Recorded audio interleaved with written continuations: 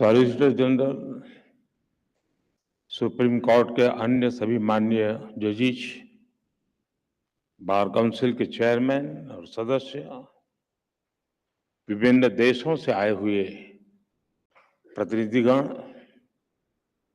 राज्यों से आए प्रतिनिधिगण, देवी और सज्जनों, दुनिया भर की लीगल फ्रेटर्निटी के दिग्गज लोगों को मिलना, उनके दर्शन करना, ये मेरे लिए एक सुखद अनुभव है।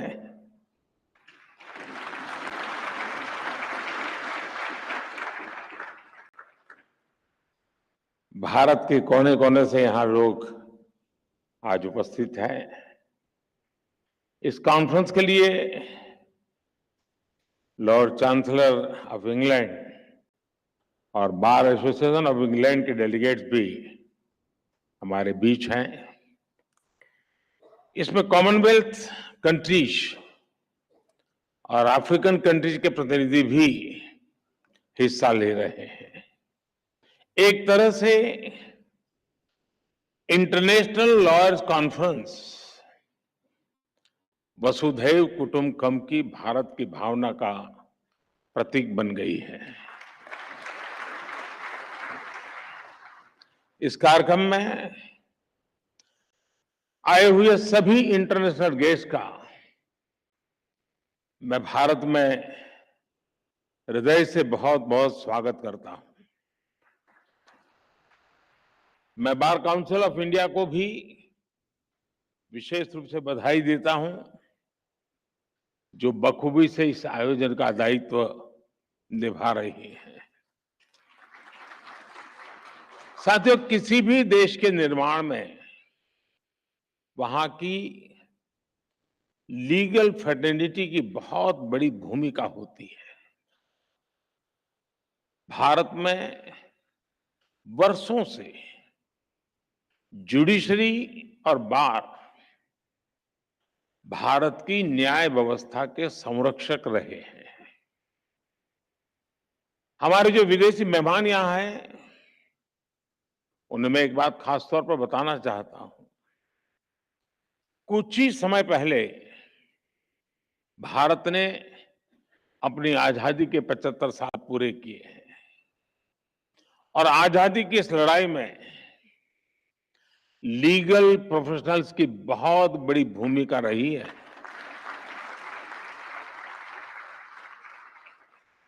आजादी की लड़ाई में अनेकों वकीलों ने चलती हुई वकालत छोड़ करके राष्ट्रीय आंदोलन का रास्ता चुना था।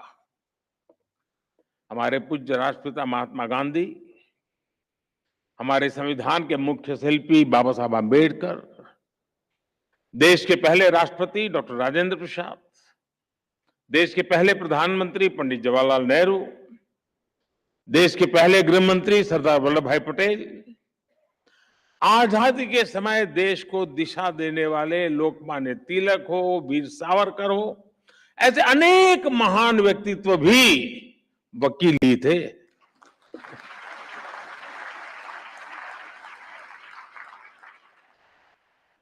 यानी लीगल प्रोफेशनल्स के अनुभव के ने आजाद भारत की नींव को मजबूत करने का काम किया। और आज जब भारत के प्रति विश्व का जो भरोसा बढ़ रहा है, उसमें भी भारत की निष्पक्ष स्वतंत्र न्याय व्यवस्था की बड़ी भूमिका है। आज ये कॉन्फ्रेंस एक ऐसे समय हो रही है जब भारत कई ऐतिहासिक निर्णयों का साक्षी बना है। एक दिन पहले ही भारत की संसद ने लोकसभा और विधानसभाओं में महिलाओं को 33% आरक्षण देने का कानून पास किया।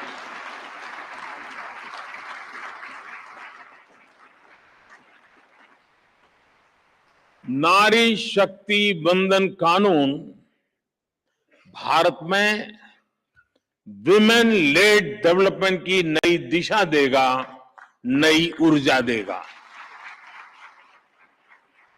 कुछ ही दिनों पहले ही G20 के ऐतिहासिक आयोजन में दुनिया ने हमारी डेमोक्रेसी, हमारी डेमोग्राफी और हमारी डिप्लोमेसी की झलक भी देखी। एक महीने पहले आज के ही दिन भारत चंद्रमा के साउथ पोल के समीप पहुंचने वाला दुनिया का पहला देश बन गया था। ऐसी अनेक उपलब्धियों के आत्मविश्वास से भरा भारत आज 2047 तक विकसित होने के लक्ष्य के लिए मेहनत कर रहा है और निश्चित तौर पर इस लक्ष्य की प्राप्ति के लिए भारत को एक मजबूत, निष्पक्ष, स्वतंत्र, न्यायिक व्यवस्था का आधार चाहिए।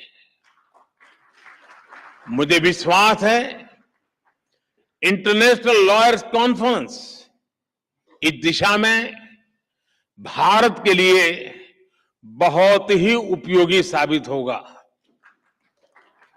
मैं आशा करता हूं कि इस कॉन्फ्रेंस के दौरान सभी देश एक दूसरे की बेस्ट प्रैक्टिसेस से काफी कुछ सीख सकेंगे।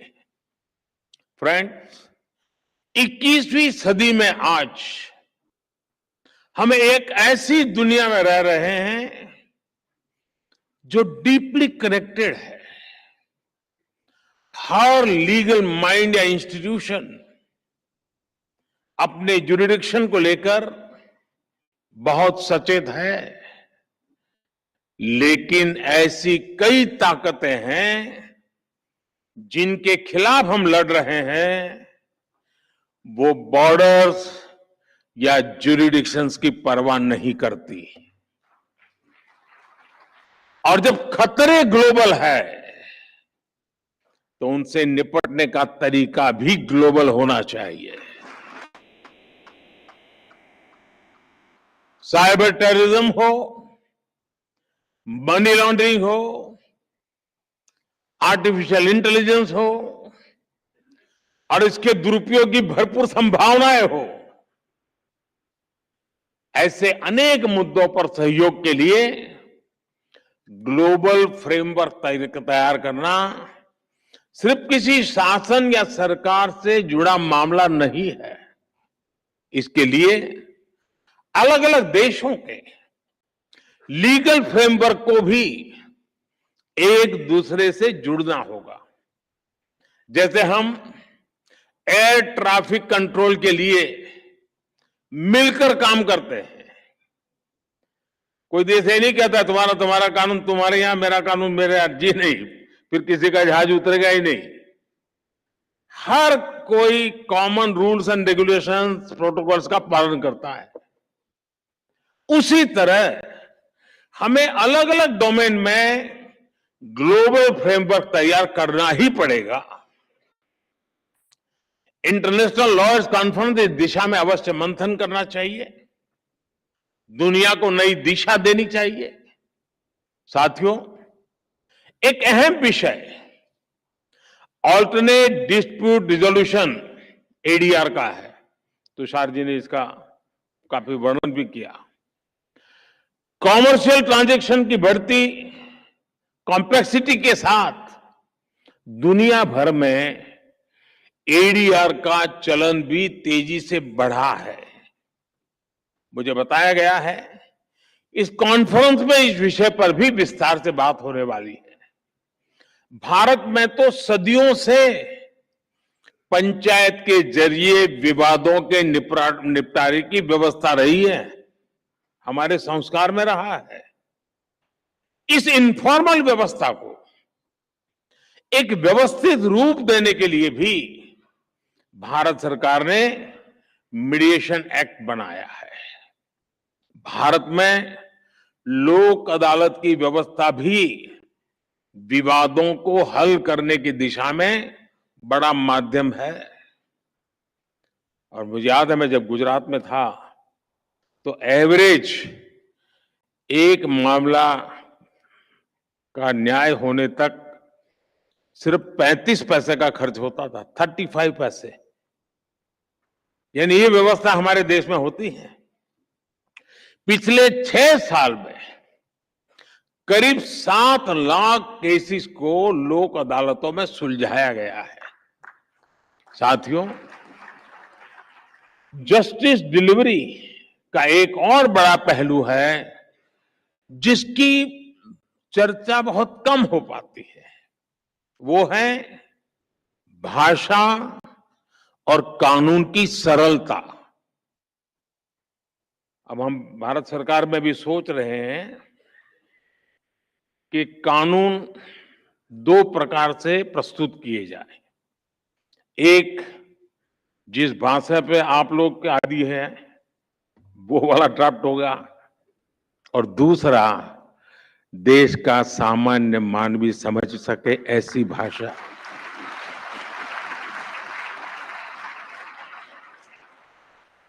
उसको कानून भी अपना लगना चाहिए।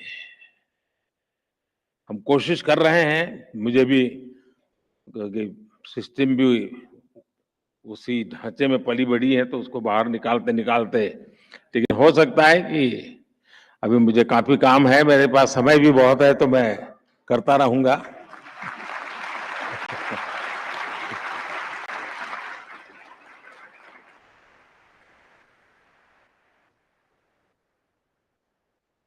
कानून किस भाषा में लिखे जा रहे हैं, अदालती कार्यवाही की भाषा में हो रही है, ये बात न्याय सुनिश्चित कराने में बहुत बड़ी भूमिका निभाती है।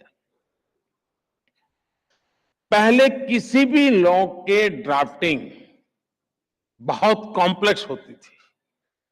सरकार के तौर पर अब हम भारत में नए कानून, जैसा मैंने आपको कहा, 2 प्रकार से, और जितना ज्यादा हम सरल बना सके और हो सके उतना भारतीय भाषाओं में उपलब्ध करा सके, उस दिशा में हम बहुत सिंसियरली प्रयास कर रहे हैं।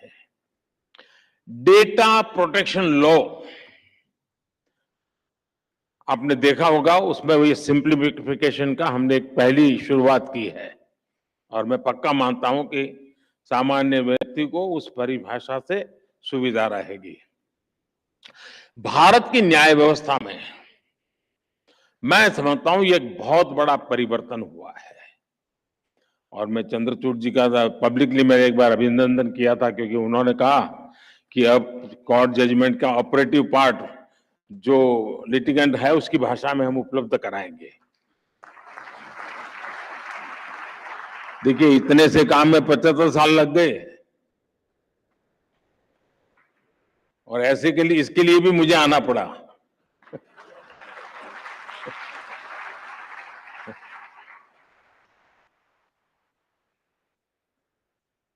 मैं भारत के सुप्रीम कोर्ट को इसके लिए बधाई दूंगा कि उसने अपने फैसलों को कई स्थानीय भाषाओं में भी अनुवाद करने की व्यवस्था की है।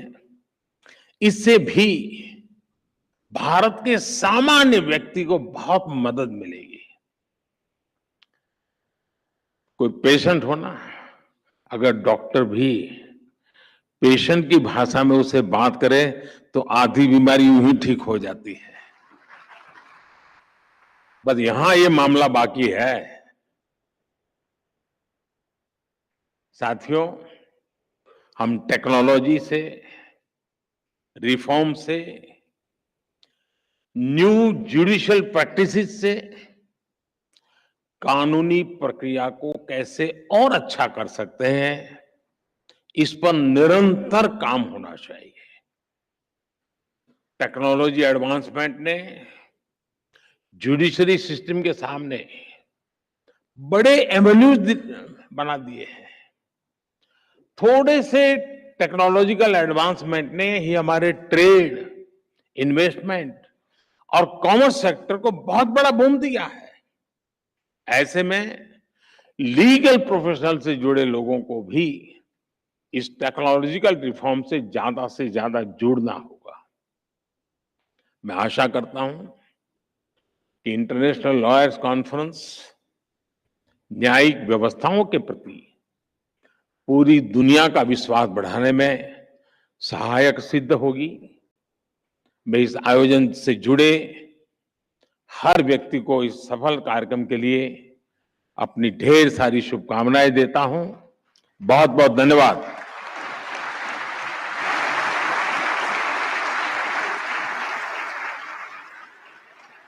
Thank you, sir, for your inspiring words. आपकी अति गरिमामय उपस्थिति तथा प्रेरणा से भरे हुए संबोधन के लिए आपका हृदय से आभार माननीय प्रधानमंत्री जी। Thank you, the Honorable Chief Justice of India, for your gracious presence. माननीय विधि एवं न्याय मंत्री स्वतंत्र प्रभार, आपका भी धन्यवाद पधारने के लिए। I thank all the esteemed dignitaries on the dais for their presence.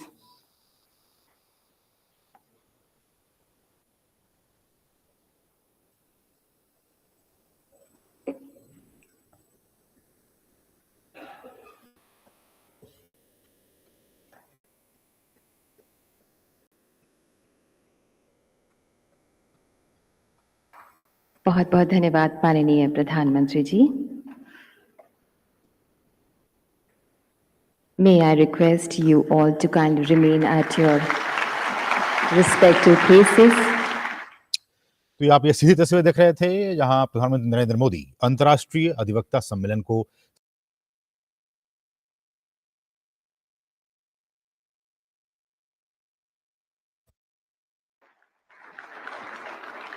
हम हृदय से अभिनंदन करते हैं भारत के माननीय प्रधानमंत्री श्री नरेंद्र मोदी जी का। माननीय, आपकी अति ओजमय उपस्थिति इस कार्यक्रम की गरिमा को बढ़ा रही है। We extend a very hearty welcome to Honorable Chief Justice of India, Dr. D.Y. Chandrachud.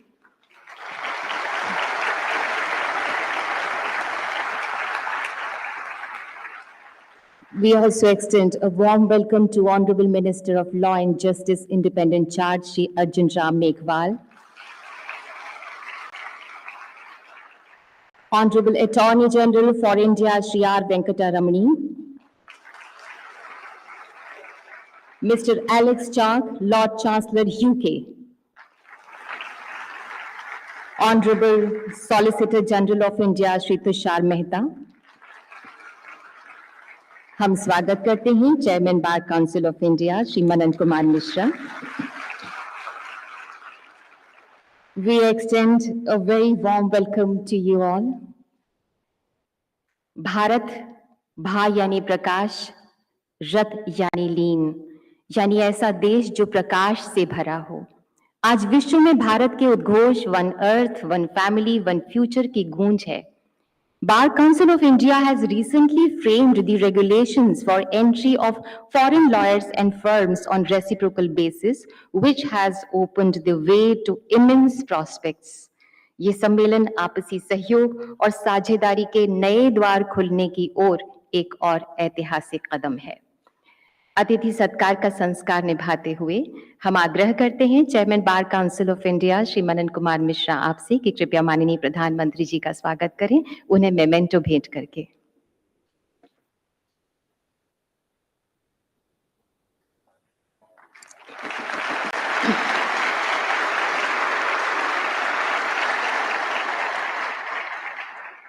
May I request Chairman Bar Council of India to present a memento to Honorable Chief Justice of India, Dr. D.Y. Chandrachud.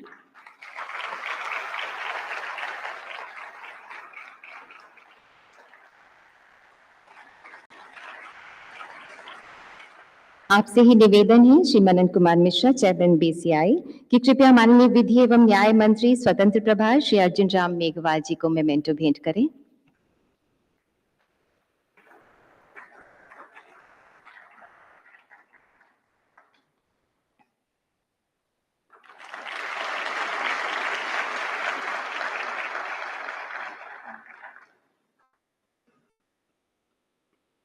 I now request Chairman Bar Council of India to welcome Mr. Alex Chalk, Lord Chancellor, UK, with a memento.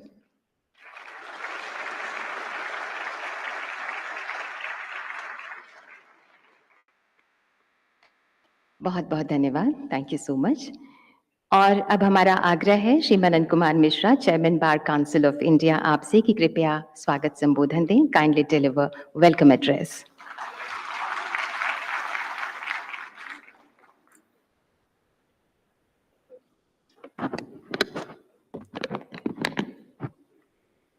Ladies and gentlemen, esteemed dignitaries on the dais of the dais. Today, we gather here for the inauguration of the International Lawyers Conference 2023. This conference, organized in association with esteemed international legal bodies, signifies a historic moment for our legal fraternity. Our 2 days discussion in different technical sessions will focus on international legal solutions for the emerging challenges in our justice delivery system. We have delegates from across India, as well as the bar leaders of the world, law students and advocates. While we embrace change and reform in our legal system, our country has a very robust and independent judiciary. Backlog of cases is a serious issue because the citizens have immense trust in judiciary. Our judges work tirelessly, but the sheer size of population shows the necessity for some more judges. The recently introduced mediation law by our parliament is a welcome step. Ladies and gentlemen, the Indian legal fraternity is very strong, comprising about 23 lakh lawyers. Every village has 1 or 2 lawyers who command the entire village and surroundings. Lawyers have been strongly supporting our global hero, Narendra Modi ji, since after the conference held in Mahatma Mandir, Gandhinagar on 1st March 2014. Sir, initiatives like health insurance for lawyers and their families is the demand of the hour. A central law for protection of lawyers and their families is much needed to uphold justice and fairness in our society, and also to avoid frequent compulsions of a strike or boycotts by lawyers. Indian judiciary under the leadership of our Honorable D.Y. Chanchurji is the cornerstone of our democracy, known for its independence, protection of fundamental rights, landmark judgments, which are even cited in many other jurisdictions. Legal education is now ultra-modern, fulfilling the demands of advanced technologies to meet the demands of the profession. Efforts to promote regional languages in legal education are underway, enhancing accessibility. Bar Council of India is keen to do it. I am aware of the time constraint, and I am to assure all the delegates, both in person and virtually, that you were expecting something positive from me. However, I can guarantee that our dynamic leader will soon address you, and I am confident it will bring you immense satisfaction. The rules governing foreign lawyers in India strike a balance between protecting Indian lawyers' interests and opening opportunity for foreign lawyers.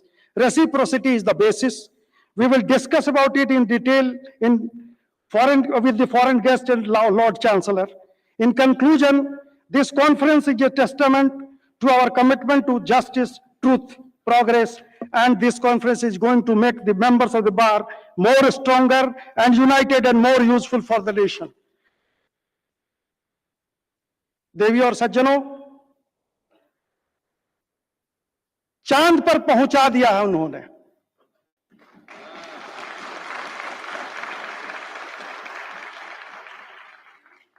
अपने यान बनाया अपने देश में,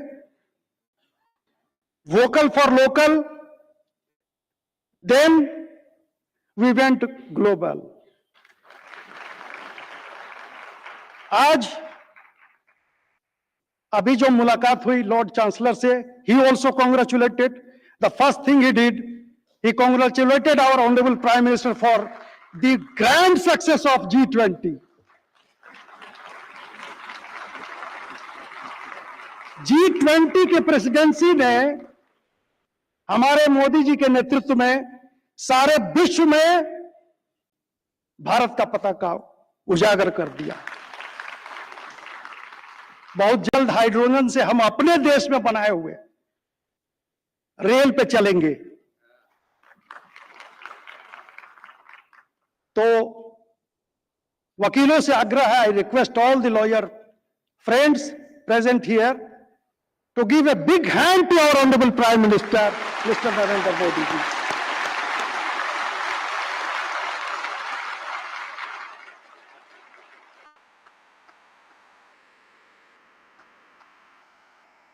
आज हमारे मुख्य न्यायाधीश, आपको मालूम होगा, हार्वर्ड में जाके पढ़ाते हैं, कैम्ब्रिज में, ऑक्सफोर्ड में इनका डिमांड है। और हमारे देश के, हमारे सुप्रीम कोर्ट के जजेस के जजमेंट्स आज सारे विश्व में इसको फॉलो किया जाता है, वहां साइट होता है। तो I will request you all to give a big hand to our honourable the chief justice and his chief.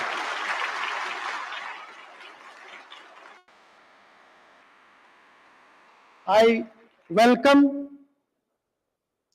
the dear honorable foreign guests, the Lord Chancellor in this gathering, and on behalf of the legal fraternity of the country, I'll request the lawyers, Indian lawyers, to give a big hand, एक तालियों के साथ उनका भी स्वागत करें। जय हिंद, नमस्कार, जय Bharat.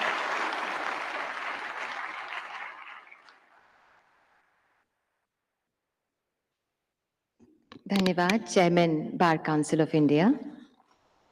May I request Honorable Solicitor General of India, Shri Tushar Mehta, to kindly speak on the occasion. कृपया आज के इस शुभ अवसर पर अपने विचार प्रकट करें।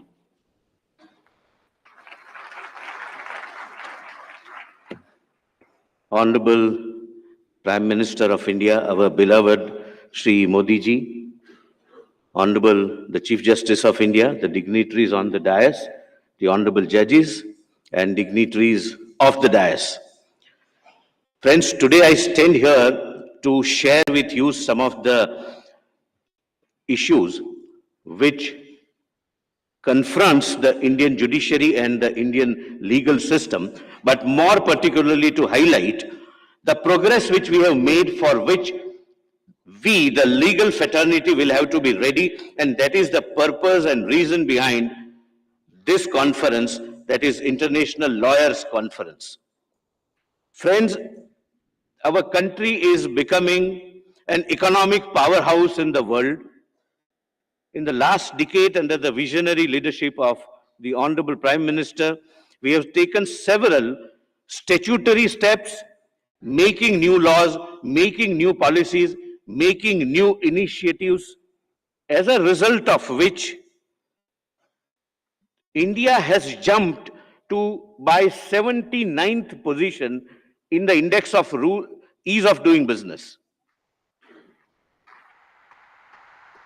More and more people are attracted towards our nation for the purpose of investment, and we have entered an era where we have reached the era of 100% direct foreign investment through automatic route, that is complete and total transparency.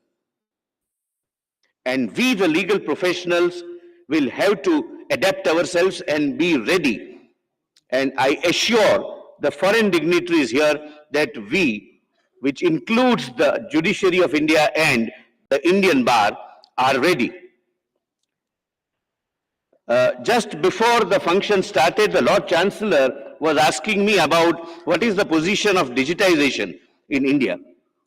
Friends, under again the visionary leadership of the Honorable Prime Minister, India started its journey for digitization, and we are at a stage where, as on date, India has 760 million mobile internet users, and we are adding one new user every 3 seconds. That's the position of our country on digitization. Now, justice is delivered literally at the doorstep because of the digitization. Our country, Bharat, is not only behind anyone, but is leading the world in terms of digital payment. And I would be very happy to share with you that the total digital payments which are made in India, because of again the visionary leadership, is 7 times that of United States of America and European Union put together. Our digital payment is 3 times the population of China.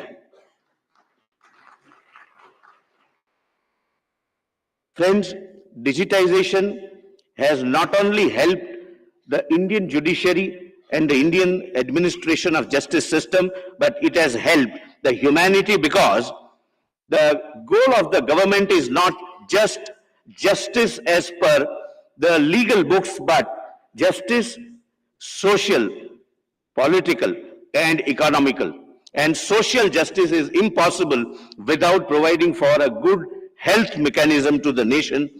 When the world faced the COVID pandemic, which was one of the biggest human tragedy in the history of known world, India not only developed its own indigenous vaccines, but the government of India administered 2.2 billion vaccine doses free of cost, which is equal to 2.5 times the combined population of United States and European Union put together.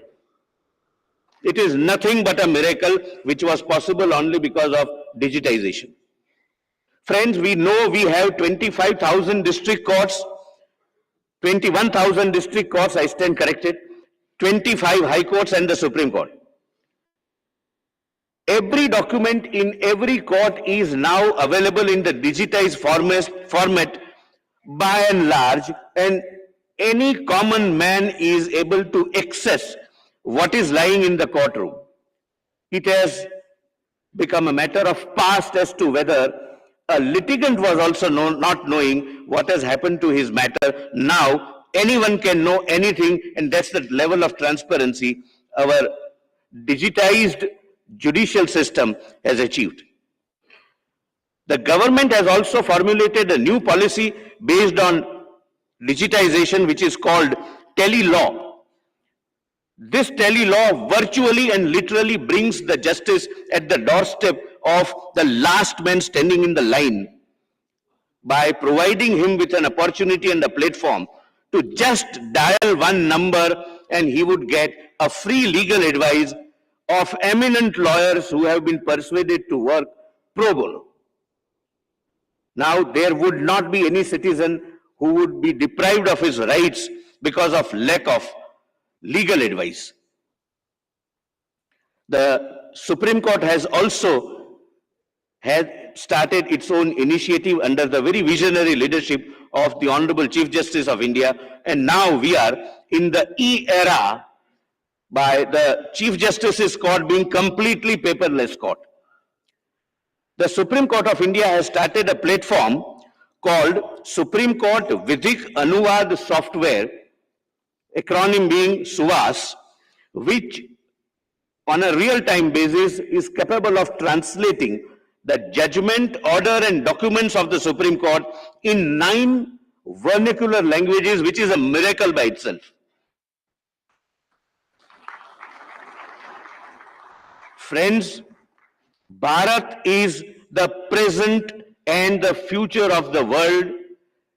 Even during COVID period between 2019 and 2022, where the capital of every country was draining out of the country, our country got the maximum foreign direct investment, and people are trusting our country even for legal adjudication, and these 2 days program is a beginning of an era whereby we will be able to share our system with our counterparts, and the counterparts will share their system with India. But we as the legal fraternity will have to be fully and completely ready to meet with the challenges which comes with the global leadership which the Honorable Prime Minister has brought to our nation. More and more litigation will come, more and more people, litigants would trust our administration of justice system, particularly mediation and arbitration, and we as the legal fraternity members will have to rise to that occasion that our country continues to be the future of the world. Friends, I'm thankful that the Bar Council has taken this initiative. I'm told this is just an initiative, and such programs and initiatives would continue, bringing us together and enlightening us in the field so as to ensure that we live up to the expectations which the world looks at us. I thank the Bar Council for having invited me. I thank all of you. Have a very good day. Thank you so much. Jai Hind.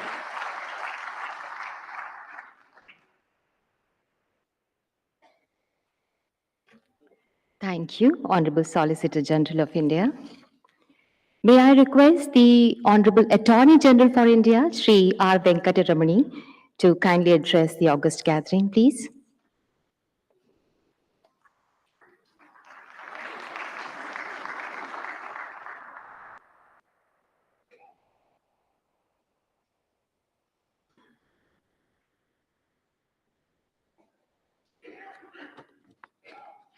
Let me first extend my warm greetings to our special guest, Dr. Alex Chak, Minister for Justice and Lord Chancellor. And we have three keen listeners here. Honorable Prime Minister, he always listens and willing to listen. And the Chief Justice of India, as equally an avid listener. And my Honorable Minister for Law and Justice for gracing the occasion today. Let me congratulate the Bar Council of India for conceiving and successfully organizing this mammoth event. Every attempt made to gather members of the legal fraternity towards sharing of thoughts and views on enhancing justice is a valuable attempt. Every day and every motion in the landscape of justice concerns us deeply.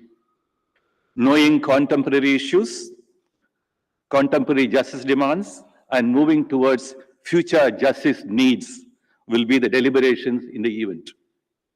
Science is a gift so valuable, wonderful. Its progeny, technology, is our second soul. Despite these gifts, we do keep exploring and plunging into newer avenues of being fair to each other in all our transactions. The galloping speed of movements and motions across the globe, the hitherto unthought of creation and exchanges of resources, human and natural, the yearnings for liberty and fulfillment by those in want and deprivation on the one hand, and the old world notions of divisions and hegemony with their unrelenting grips on the human minds on the other hand, or in conflict. Colonization of places may have gone. Colonization of minds and resources continue to be a challenge. War and national muscle powers seem to take new avatars. Justice demands, both domestic and global, thus call for unceasing engagements. We are indeed pushed to debate about global law for global issues only because we are still a divided globe, though with the United Nations. No person ever steps into the same river twice, for it is not the same river and it is not the same person, said Heraclitus long ago. And the same is true of justice. We tend and yearn to make changes in our social orders and the ways of life. Every brick we pick up and every mortar we add in the pursuit of in this pursuit brings new questions and new signposts. We need to incentivize new creations of intellectual property in order that all humanity derives its benefit on equal measure. For after all, if liberty and creativity die, what is left of our existence? The conference seeks to open up our earnest minds to emerging facets of our engagement with the new frontiers of intellectual property and of science and technology, and even the harmful creations of the mind which seem to defy regulations. The conference invites us to talk about what artificial intelligence and the legal landscape. We should not confine ourselves to what Richard Susskind writes about the artificial intelligence and its benefits, or challenges in the world practice of law and justice administration, though that would be immediately important. It is proper that we begin to talk about several battles and concerns arising out of the thought machines that we call artificial intelligence. These battles include the battle for power in the new world. The conference asked us to discuss access to justice and alternate dispute resolution. Both are intertwined. We have long ago left behind the idea of legal aid as mere court assistance. We must designate aid in legal resolution as justice assistance, as a social empowerment, and as tools of social peace. As much as the state invests in this, so much it reaps by promotion of social justice and peace. Social media is borderless world of communications. It enables hugely and connects the world, but distorts, it disregards ethical or moral demands. It is an ever-hungry field and seeks partisan ends.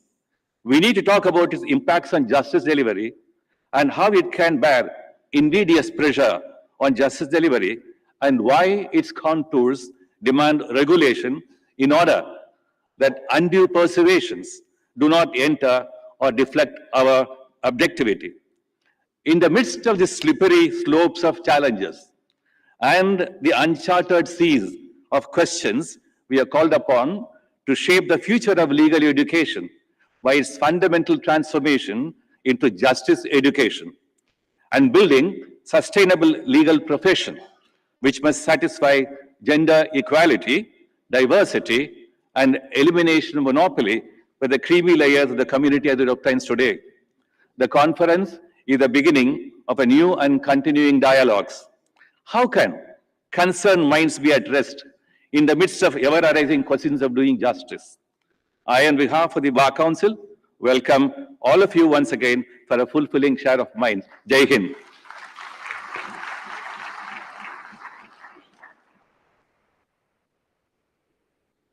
Thank you so much honourable attorney general for India. अब हमारा अनुरोध है honourable minister of law and justice independent charge Shri Arjun Ram Meghwal ji आपसे कि आज के इस शुभ अवसर पर अपने विचार, अपने उद्गार व्यक्त करें।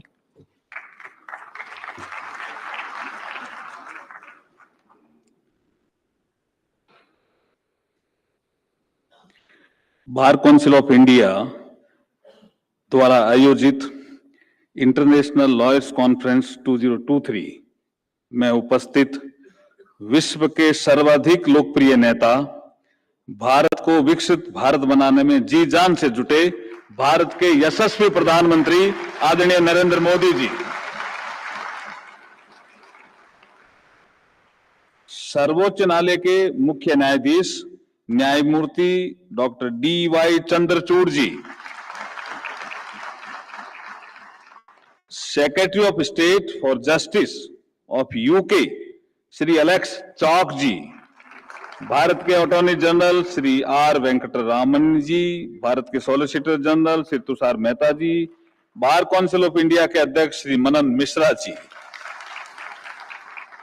उपस्थित माननीय सर्वोच्च न्यायालय के सभी न्यायाधीशगण, समस्त अधिवक्तागण और अन्य सभी उपस्थित विद्वान, श्रोतागण, मातृशक्ति और पत्रकार साथियों, सर्वप्रथम मैं बार काउंसिल ऑफ इंडिया द्वारा आयोजित the Law Society of England and Wales Commonwealth lawyer association तथा Bar Council of England and Wales के सहयोग की इस अवसर पर सराहना भी करता हूं और इनको आयोजन के लिए धन्यवाद भी देता हूं। इस आयोजन के लिए जो विषय चर्चा के लिए रखे गए हैं बहुत ही महत्वपूर्ण और प्रासंगिक है। मेरा विश्वास है कि इस कॉन्फ्रेंस में चिंतन, मनन और मंथन की प्रक्रिया से जो सार निकलेगा वो न्याय व्यवस्था के लिए इस अमृत काल में अमृत जैसा सिद्ध होगा। कुछ महत्वपूर्ण विषयों का मैं यहां जिक्र करना चाहता हूं जो 2 दिन की चर्चा के लिए रखे गए हैं।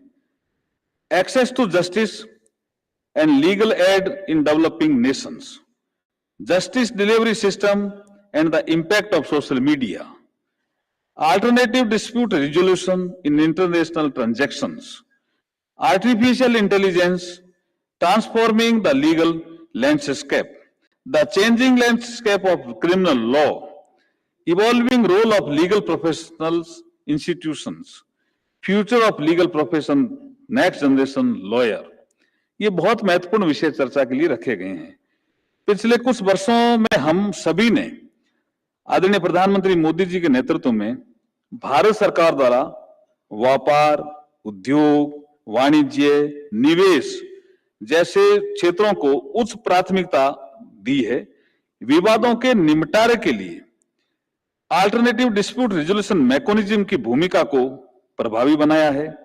इसी श्रृंखला में माननीय प्रधानमंत्री जी के समक्ष नेतृत्व और मार्गदर्शन के तहत भारत सरकार ने contract enforcement and commercial dispute resolution को और मजबूत करने की दिशा में विभिन्न कदम और उपाय किए हैं ताकि ईज ऑफ डूइंग बिजनेस और व्यापार और निवेशकों का विश्वास बढ़ सके। मैं पिछले 9 वर्षों के दौरान प्रधानमंत्री मोदी जी के विजनरी नेतृत्व में भारत सरकार द्वारा की गई कुछ महत्वपूर्ण पहलों को बहुत सार में यहां रखना चाहता हूं। सबसे पहले कॉमर्शियल एक्ट में जो सुधार किया, कॉमर्शियल डिस्प्यूट के तेजी से निपटारे के लिए कॉमर्शियल कोर्ट एक्ट 2015 प्रथम कालखंड में आते ही लागू किया गया, जिसके तहत 2018 से मुकदमों के लिए compulsory pre and institutional mediation की शुरुआत की। ये बहुत बड़ा इंटरवेंशन था कॉमर्शियल एक्ट में।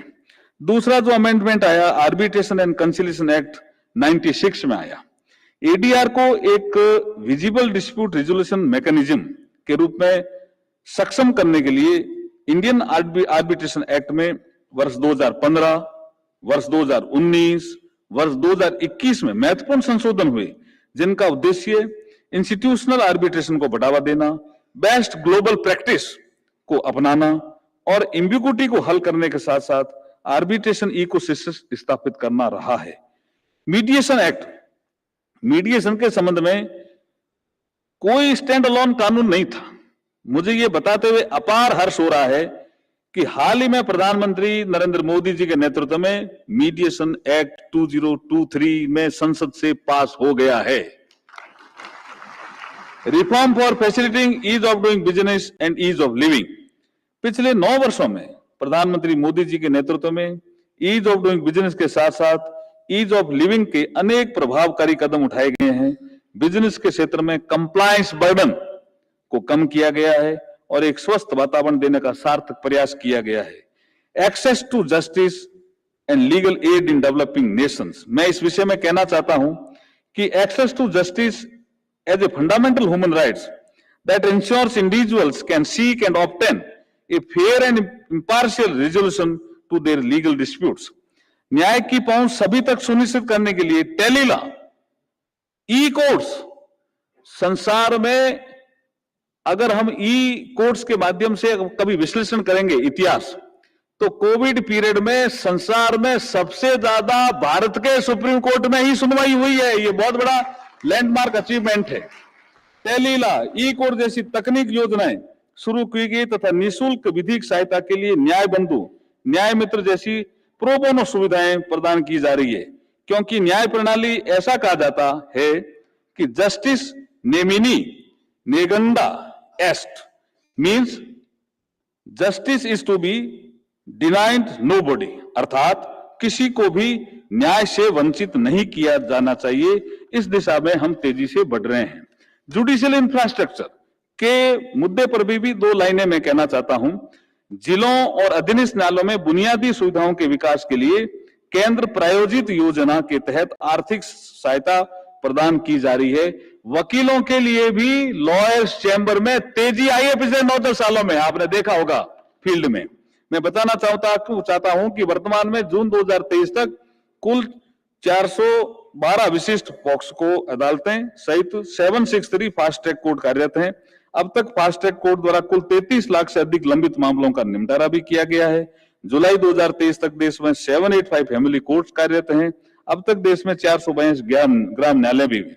अंत में इस कार्यक्रम के समस्त आयोजकों और प्रतिभागियों को मैं अपनी शुभकामनाएं देता हूं और आशा करता हूं कि यहाँ जो सार्थक चर्चाएं होगी वे न्याय प्रणाली को और अधिक सुलभ और पारदर्शी बनाने की दिशा में पथ प्रदर्शक साबित होगी।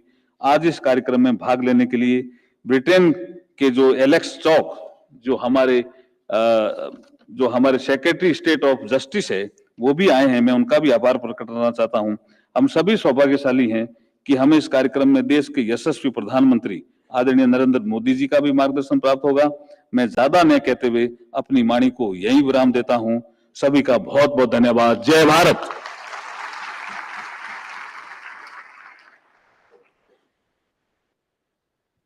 बहुत बहुत धन्यवाद माननीय विधि एवं न्याय मंत्री स्वतंत्र प्रभार श्री अर्जुन राम मेघवाल जी।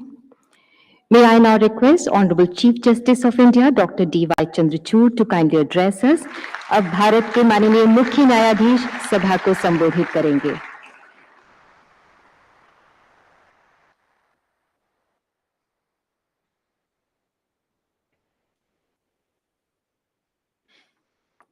नमस्कार।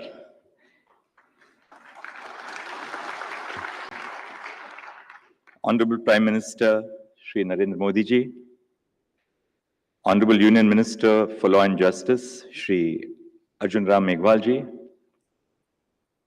Honorable Lord Chancellor and Secretary of State for Justice Mr. Alex Chalk, the Learned Attorney General Shri R. Venkatramani, Learned Solicitor General Shri Tushar Mehta, Chairman Bar Council of India Shri Manan Kumar Mishra, Vice Chairperson Bar Council of India Shri S. Prabhakaran, my distinguished colleagues of the Supreme Court, Chief Justices of the High Courts, Judges of the High Courts, all the other distinguished guests this morning. It is a privilege to address this august gathering.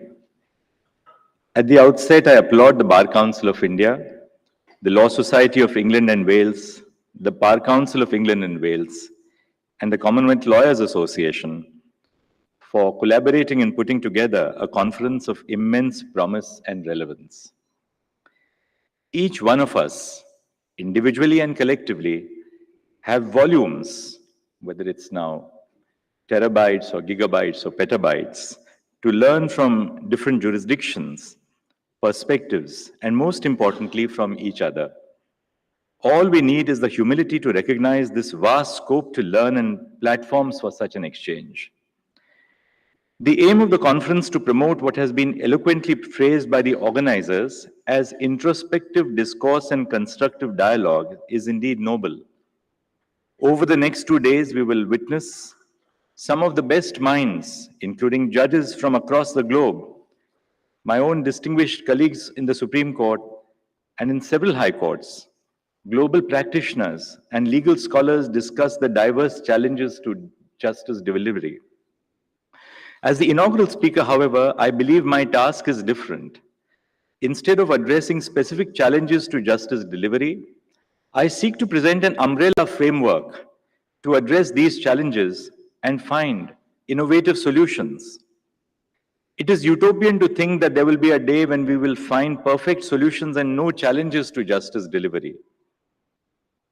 However, it is definitely not utopian to aspire to a world where nations, institutions, and most importantly, individuals are open to engage with and learn from one another without feeling threatened or belittled. It is in this engagement that I believe lies the framework to find mutual solutions. Firstly, engagement between nations, constitutions, and legal systems. What better example than our own beloved Constitution? From the drafting of our Constitution to the adjudication of constitutional questions, India has a rich tradition of engaging with foreign constitutions and precedents. It is often argued, and I tend to agree, that our openness to draw from foreign experiences is rooted in our perception of the Constitution as a transformative document. When a constitution is perceived as transformative, it is more likely that foreign experiences will be drawn as inspiration of how such transformation is possible on several issues.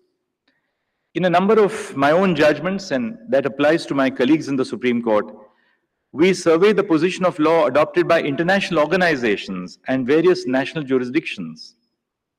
I have found this to be a worthwhile exercise to not only contextualize answers to constitutional questions, such as public interest immunity claims for non-disclosure, but also commercial law questions like remuneration of arbitrators. India has a relatively infant law, as legal discourse goes, the Insolvency and Bankruptcy Code of 2016. And we have drawn extensively from jurisdictions such as the UK, the US, Australia, Singapore, only to name a few jurisdictions. Knowledge sharing is, of course, a two-way street, with decisions of the Indian Supreme Court being regularly cited and relied upon by foreign courts faced with thorny questions. At the administrative level too, the Indian judiciary must remain receptive to collaborating with various nations. India has played a pivotal role by constructing the Supreme Court buildings in Mauritius and in Bhutan. Recently, I had the privilege of signing an MOU with the Chief Justice of the Supreme Court of Singapore in the field of judicial cooperation.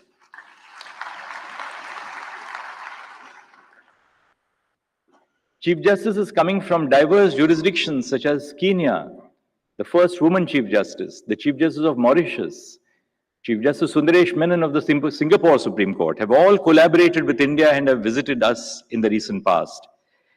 Indeed, nothing explains this push towards engagement across nations better than the slogan for the recently concluded G20 summit, Vasudhaiva Kutumbakam, the world is but one family. Let me dwell briefly on institutions. The next layer of my framework is engagement with institutions within the country. While the Constitution provides for separation of powers between the legislature, the executive, and the judiciary, it also creates a space for institutions to learn from each other and deliver justice. In our tendency to emphasize differences, we often forget the abundant examples of collaboration between institutions to further the interest of justice. This holds true not only in lofty constitutional challenges, but more frequently in the everyday interactions between the courts and government. Back in the 1980s, in the case of Azad Rickshaw Pullers Union versus State of Punjab, the vagaries of a legislation that mandated rickshaw pullers to be owners of the rickshaws they plied was under challenge before the Supreme Court. Instead of an adversarial approach, the Supreme Court and the government worked together to craft a solution. In his classic flair, a distinguished judge of our court wrote, "The state, by exercising its legislative power alone, could not produce justice until this formula was hammered out. The court, with its process of justice alone, could not produce a viable project.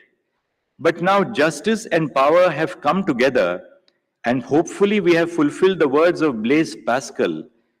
Justice without power is inefficient. Power without justice may be tyranny.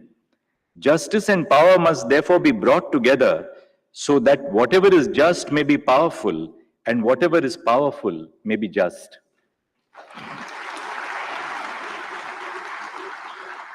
I'm sure that the learned Solicitor General and the learned Attorney General present in the audience today will agree that this spirit of collaboration between the court and the government exists even today.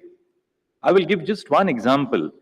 A constitution bench of the Supreme Court is presently hearing a challenge pertaining to whether a person holding a driving license to drive a light motor vehicle can drive a commercial vehicle under the Motor Vehicles Act. Instead of viewing the case as an adversarial challenge, The court and the government are collaborating to protect the livelihood of millions of drivers across the country. We may present disparate institutions and our constitutional structure may place us at different ends of the table, but our ultimate aim is the same: for the nation to progress and prosper.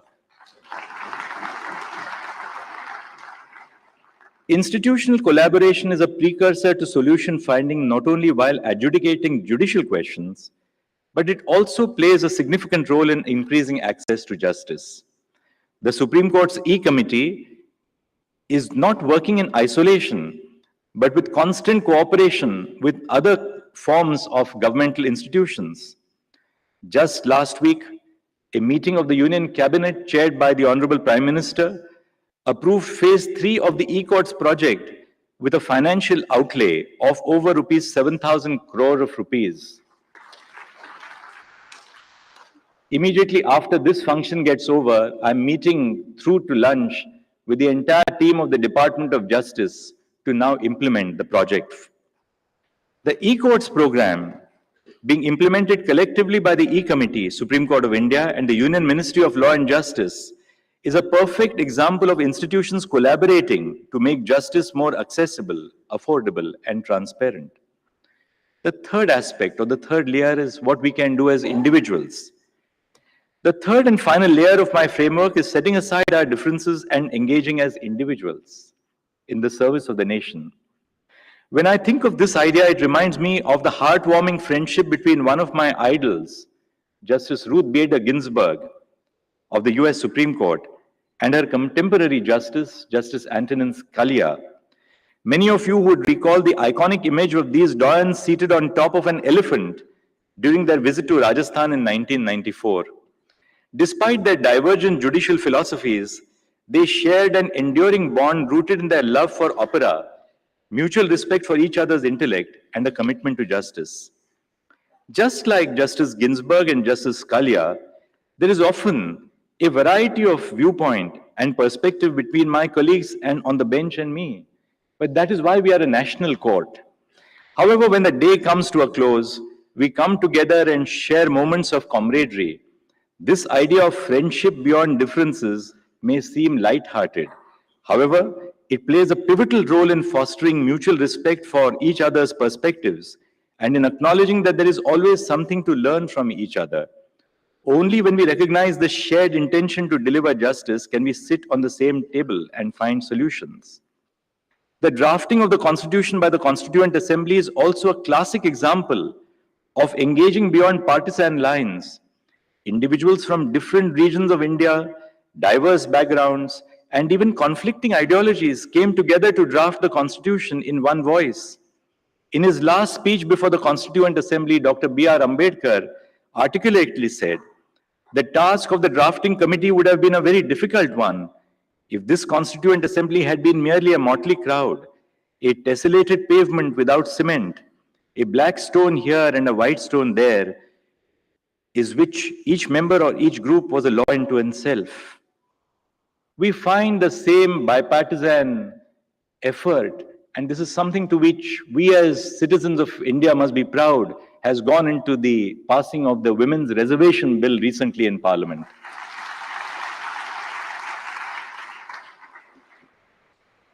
The making of our Constitution is indeed a perfect encapsulation of the framework that I have proposed today.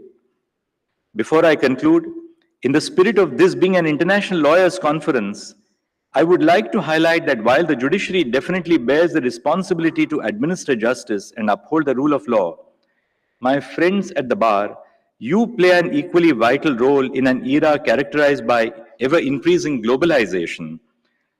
The role of lawyers has evolved to address myriad global legal challenges. The rapid advancement of technology has created complex legal issues, with lawyers leading the way in navigating this landscape. They ensure clients and governments adapt to tech changes while upholding legal rights and regulations, covering areas like cybersecurity, data privacy, and intellectual property.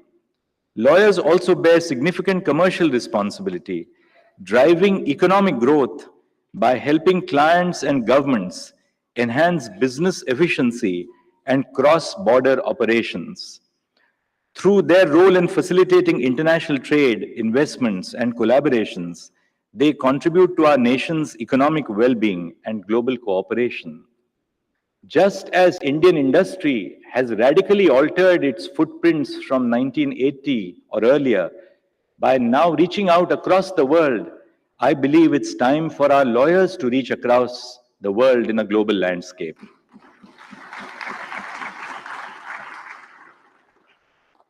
The government is in the process of creating infrastructure. There is a global outreach by the government to the rest of the world. I believe that our legal profession must not be left behind. We cannot look upon ourselves as merely domestic practitioners. Our reach, our vision, our outlook must now become global. While none of us have a magic wand to wish away the challenges to justice delivery, I am certain that the sessions lined up over the next 2 days will inspire each of us to collaborate as nations, institutions, and individuals to find innovative solutions. With that, I come to the end of my address. I thank you for your attention. Namaskar.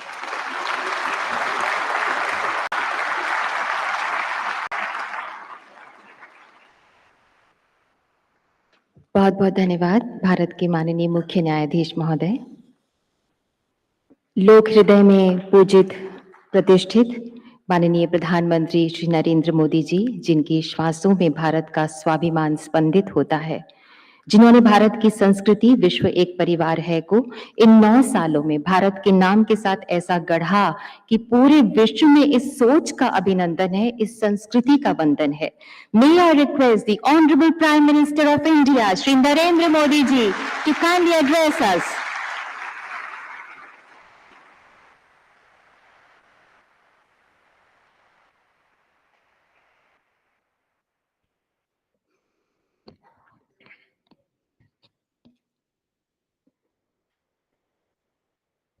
Bharat के मुख्य न्यायाधीश श्रीमान D Y Chandrachud जी, केंद्रीय कानून मंत्री मेरे साथी श्री अर्जुन राम मेघवाल जी, UK के Lord chancellor mister Alex shock, attorney general, solicitor general, supreme court के अन्य सभी माननीय जजिस, बार काउंसिल के चेयरमैन और सदस्य, विभिन्न देशों से आए हुए प्रतिनिधिगण, राज्यों से आए प्रतिनिधिगण, देवी और सज्जनों, दुनिया भर की लीगल फ्रेटर्निटी के दिग्गज लोगों को मिलना, उनके दर्शन करना, ये मेरे लिए एक सुखद अनुभव है।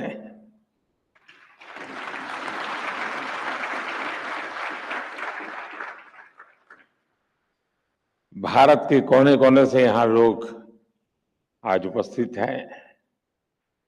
इस कॉन्फ्रेंस के लिए लॉर्ड चांसलर ऑफ इंग्लैंड और बार एसोसिएशन ऑफ इंग्लैंड के डेलीगेट्स भी हमारे बीच हैं। इसमें कॉमनवेल्थ कंट्रीज और अफ्रीकन कंट्रीज के प्रतिनिधि भी हिस्सा ले रहे हैं। एक तरह से इंटरनेशनल लॉयर्स कॉन्फ्रेंस वसुधैव कुटुंबकम की भारत की भावना का प्रतीक बन गई है। इस कार्यक्रम में आए हुए सभी इंटरनेशनल गेस्ट का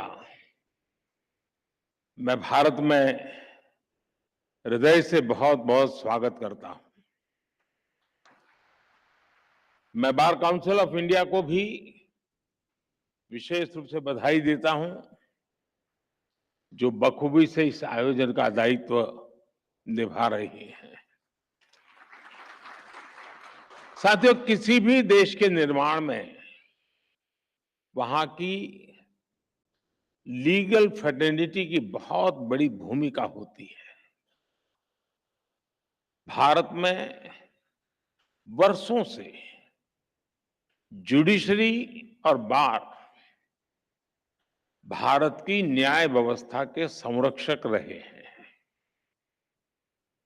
हमारे जो विदेशी मेहमान यहां हैं, उन्हें मैं एक बात खास तौर पर बताना चाहता हूं।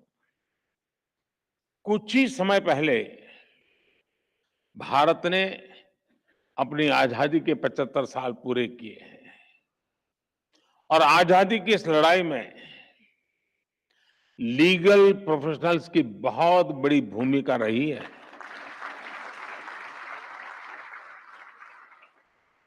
आजादी की लड़ाई में अनेकों वकीलों ने चलती हुई वकालत छोड़ करके राष्ट्रीय आंदोलन का रास्ता चुना था।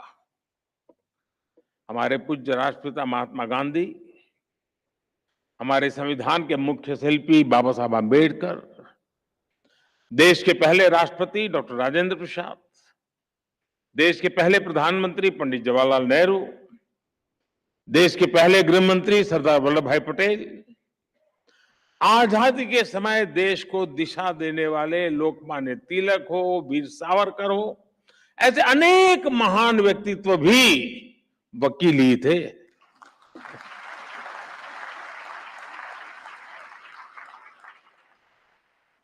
यानी लीगल प्रोफेशनल्स के अनुभव के ने आजाद भारत की नींव को मजबूत करने का काम किया। और आज जब भारत के प्रति विश्व का जो भरोसा बढ़ रहा है, उसमें भी भारत की निष्पक्ष स्वतंत्र न्याय व्यवस्था की बड़ी भूमिका है। आज ये कॉन्फ्रेंस एक ऐसे समय हो रही है जब भारत कई ऐतिहासिक निर्णयों का साक्षी बना है। एक दिन पहले ही भारत की संसद ने लोकसभा और विधानसभाओं में महिलाओं को 33% आरक्षण देने का कानून पास किया।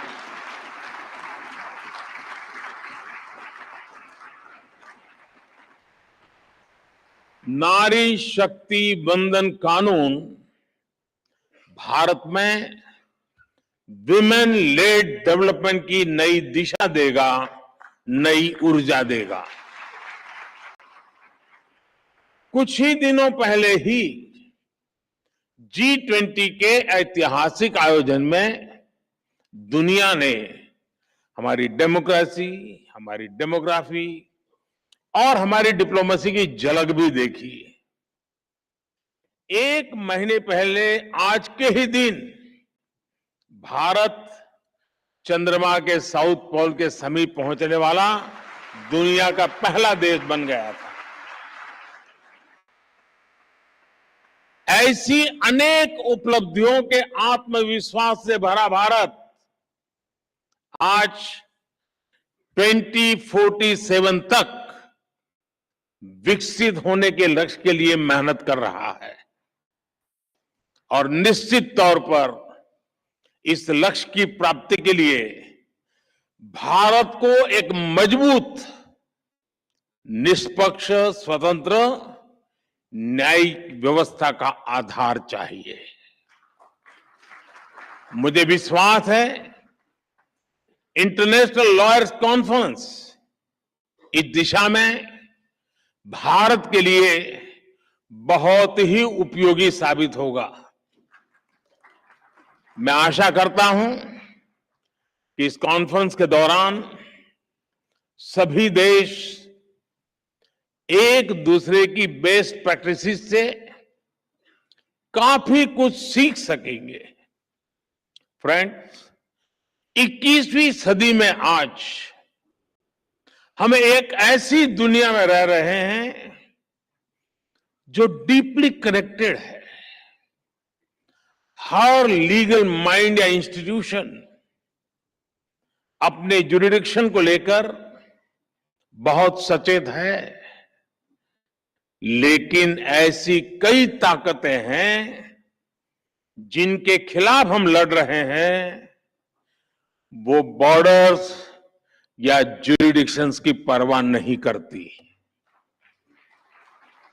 और जब खतरे ग्लोबल है तो उनसे निपटने का तरीका भी ग्लोबल होना चाहिए। साइबर टेररिज्म हो, मनी लॉन्ड्रिंग हो, आर्टिफिशियल इंटेलिजेंस हो और इसके दुरुपयोग की भरपूर संभावनाएं हो,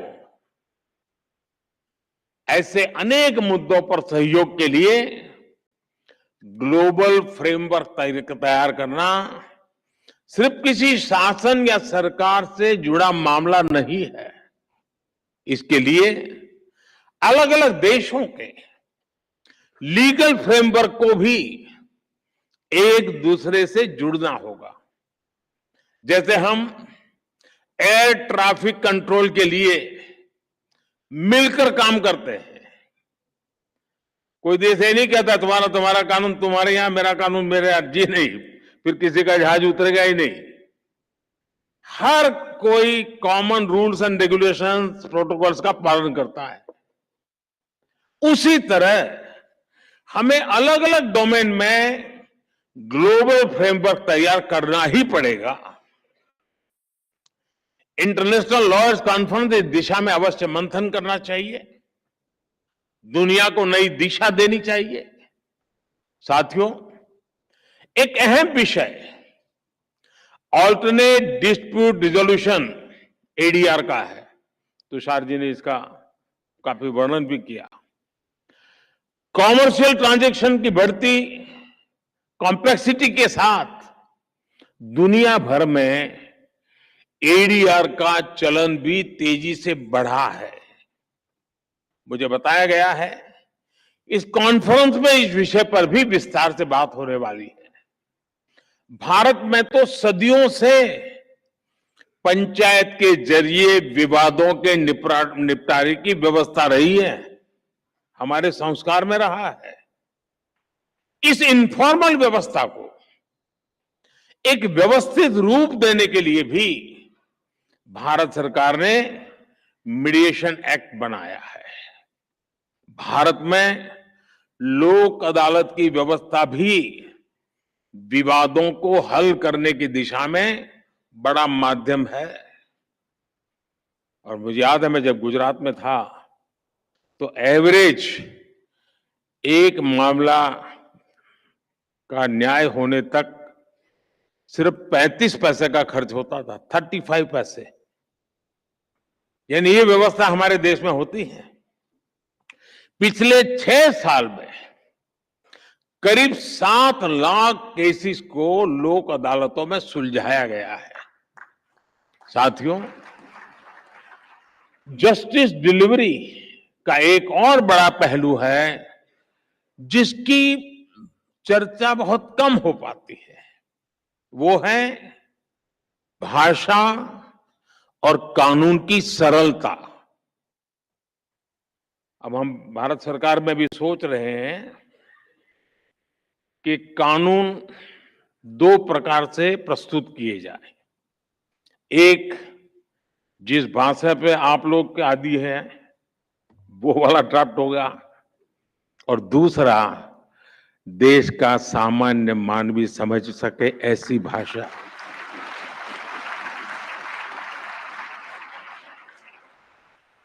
उसको कानून भी अपना लगना चाहिए। हम कोशिश कर रहे हैं, मुझे भी सिस्टम भी उसी ढांचे में पली बड़ी है तो उसको बाहर निकालते निकालते, लेकिन हो सकता है कि अभी मुझे काफी काम है, मेरे पास समय भी बहुत है, तो मैं करता रहूंगा।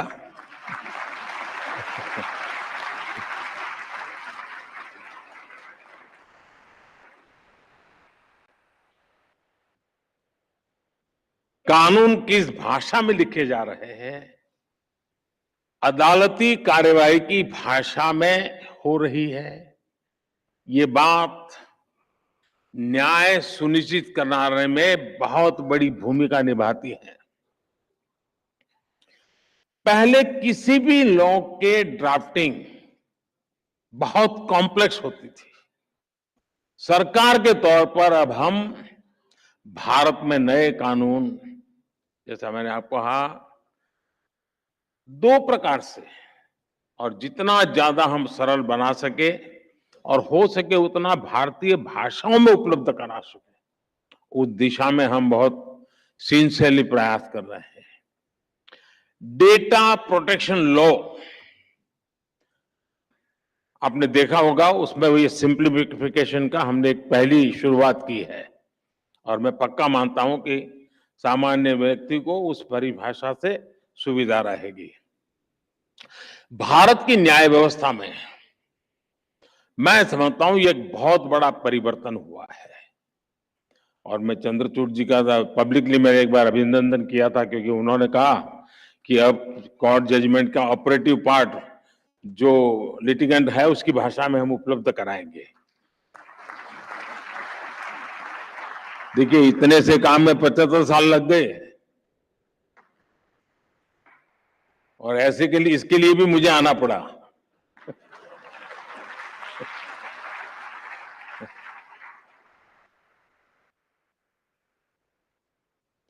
मैं भारत के सुप्रीम कोर्ट को इसके लिए बधाई दूंगा कि उसने अपने फैसलों को कई स्थानीय भाषाओं में भी अनुवाद करने की व्यवस्था की है। इससे भी भारत के सामान्य व्यक्ति को बहुत मदद मिलेगी।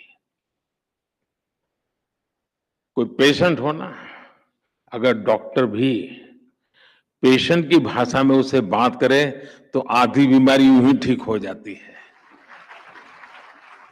बस यहां ये मामला बाकी है। साथियों, हम टेक्नोलॉजी से, रिफॉर्म से, न्यू जुडिशियल प्रैक्टिसेस से कानूनी प्रक्रिया को कैसे और अच्छा कर सकते हैं, इस पर निरंतर काम होना चाहिए। टेक्नोलॉजी एडवांसमेंट ने जुडिशरी सिस्टम के सामने बड़े एवेन्यूज बना दिए हैं।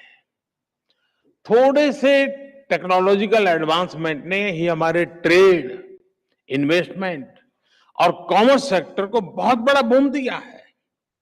ऐसे में लीगल प्रोफेशनल से जुड़े लोगों को भी इस टेक्नोलॉजिकल रिफॉर्म से ज्यादा जुड़ना होगा। मैं आशा करता हूं कि इंटरनेशनल लॉयर्स कॉन्फ्रेंस न्यायिक व्यवस्थाओं के प्रति पूरी दुनिया का विश्वास बढ़ाने में सहायक सिद्ध होगी। मैं इस आयोजन से जुड़े हर व्यक्ति को इस सफल कार्यक्रम के लिए अपनी ढेर सारी शुभकामनाएं देता हूं। बहुत बहुत धन्यवाद।